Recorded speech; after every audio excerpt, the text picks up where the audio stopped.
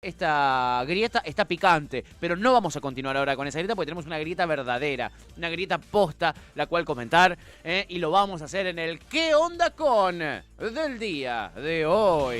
En Ya Fue nos preguntamos, ¿qué onda con? ¿Qué pasa? ¿Cuánto equivale ¿Qué onda con? la cantidad de árboles que haría falta para combatir la combustión de un auto que quita oxígeno?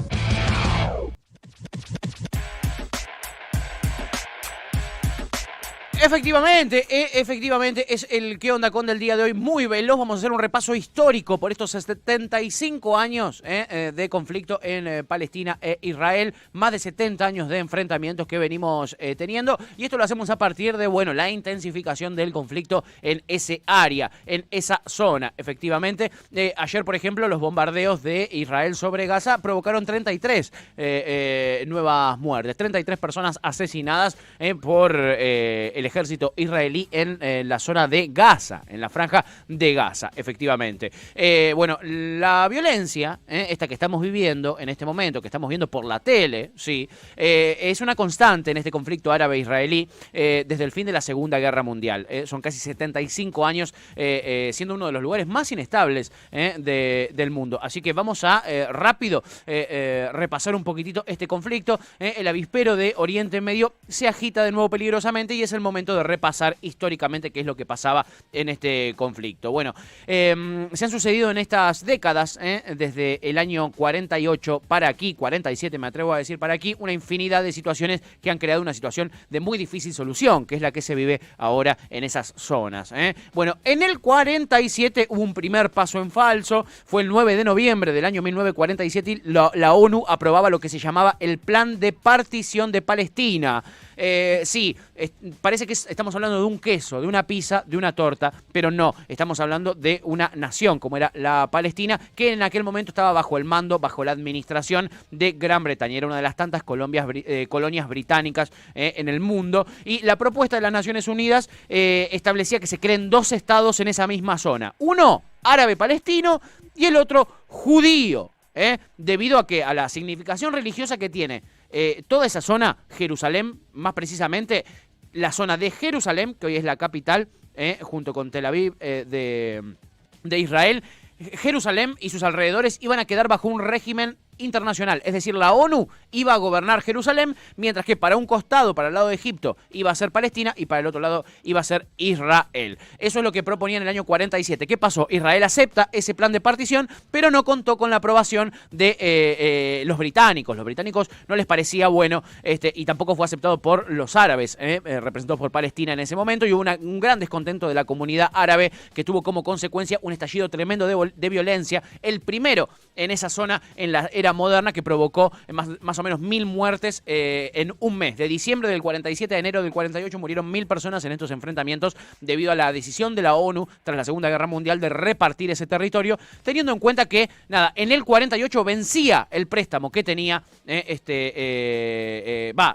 la soberanía que tenía Gran Bretaña sobre ese territorio. En el 48 nace finalmente el Estado de Israel y se da la primera guerra, porque, nada, faltaban horas para que se termine el mandato británico sobre Palestina. El 14 de mayo iba a suceder eso, y unas horitas antes de que se termine ese mandato se proclama el Estado de Israel, el nacimiento del Estado de Israel. ¿Qué pasó? Bueno, al día siguiente los 5 países árabes que son vecinos a lo que ahora es el Estado de Israel, que son Líbano, Siria, Egipto, Transjordania e Irak, le declararon la guerra, nada más y nada menos que al nuevo Estado, y así comenzó la primera guerra árabe-israelí que duró muchos años. ¿Qué pasó con ese choque, con esa guerra? Bueno, terminó un año después esa guerra y el resultado fue terrible para las fuerzas árabes, para estos 5 países árabes que se enfrentaron a Israel, porque Israel tenía el apoyo de los Estados Unidos y tenía una superioridad militar tremenda. Gracias a esa guerra, Israel pudo ampliar notablemente su territorio y ocupó el sur de la franja de Gaza, ocupó Galilea Occidental, el sector occidente de Jerusalén,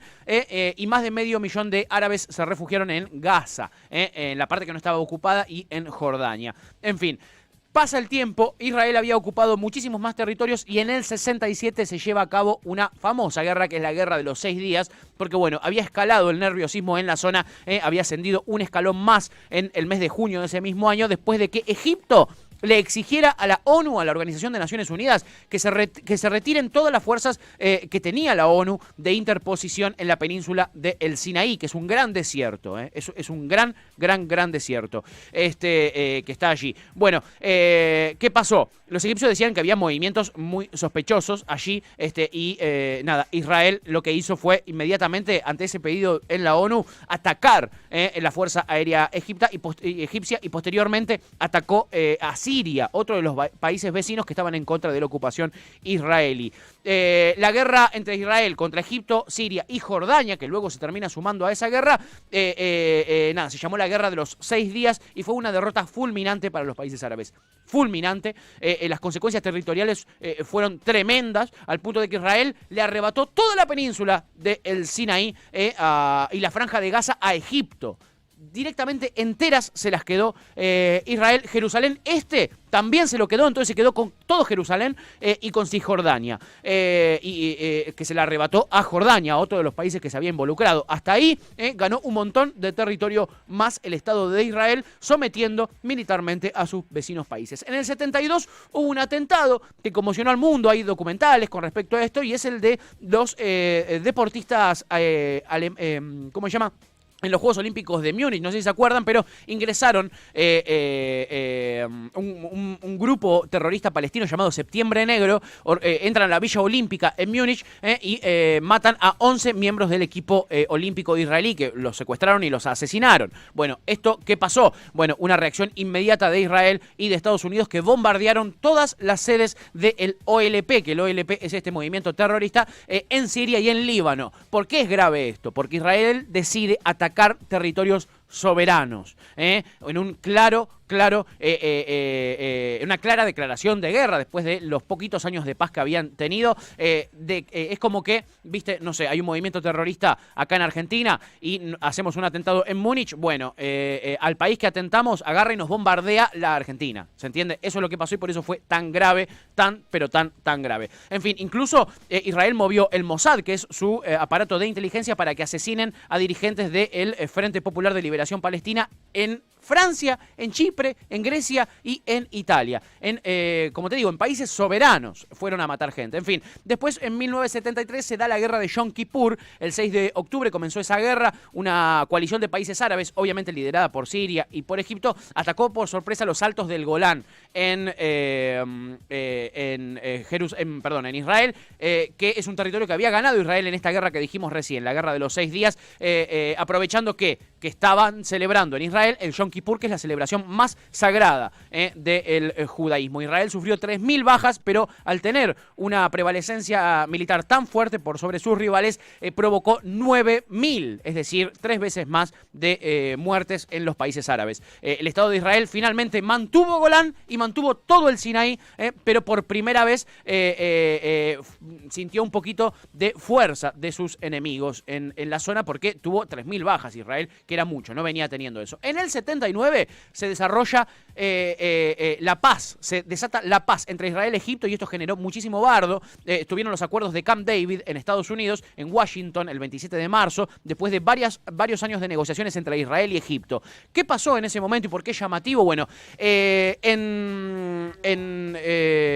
tanto en Palestina como en Israel habían líderes muy extremos, es decir, nadie pensaba que se iba a llegar a la paz en ese momento. Estaban Menachem Begin y estaban Anwar Sadat, que se reunieron con Jimmy Carter y arreglaron la paz, algo que nadie esperaba. Nadie esperaba, después de este largo conflicto y del enfrentamiento tan fuerte que tenían Egipto e Israel, que llegaran a la paz, menos teniendo dos líderes tan extremos. En Israel venía ganando hasta ahí generalmente más o menos una especie de centro progresismo, pero en esa época ganó este líder que recién mencionamos, que era muy de extrema derecha, e igual llegó a un acuerdo con Egipto. ¿Qué pasó? Eso no le gustó un carajo a la Liga Árabe, que decidió echar a Egipto de la Liga Árabe y declararle la guerra nuevamente a el Estado de Israel. grave hasta allí la situación. Había un atisbo de conseguir la paz y se pudre todo. ¿Qué pasa? De allí nos vamos a ir al año 1987. En diciembre se da comienzo la primera intifada, que es un movimiento palestino contra las denominadas fuerzas de ocupación israelí. Hasta acá, esto es un cambio radical en el conflicto. ¿Por qué? Porque hasta ahí lo que nosotros teníamos en este momento era las naciones árabes que rodeaban Estado de Israel haciéndole la guerra a Israel. A partir de acá, de la intifada, lo que hay es el pueblo palestino respondiendo al sometimiento israelí, ¿se entiende? Los israelíes empiezan a acordonar a los palestinos, los hacen vivir en lugares cerrados, controlados por el ejército israelí, y el pueblo palestino sometido se rebela. Y la pelea deja de ser contra Egipto, contra Jordania, contra los países vecinos y empieza a ser directamente contra el pueblo palestino que reclama justicia. Intifada es la guerra de las piedras, también se la puede conocer allí. Hasta el año 1991 este conflicto, esta intifada duró y se celebró la Conferencia de Paz de Madrid, donde finalmente se termina llegando a la paz en la zona. En fin, después hay diversos acuerdos de paz, como el que se da en el año 91, que es una gran oportunidad para la paz. Se firma en Washington la Declaración de Principios para poner fin a las hostilidades en la zona. Se consigue por un tiempito, pero en el 2000 vuelve la violencia debido a esto, ¿no? Un pueblo palestino sometido que empieza a generar movimientos extremistas que apoyan la violencia. Lo que dicen básicamente es: si hay violencia, habrá violencia, y generan estos movimientos como el que hoy conocemos, Hamás, ¿no? Que es el protagonista número uno de los bombardeos a Israel. En fin, Sharon en ese momento era el primer ministro israelí y ordena ordena que el conflicto siga.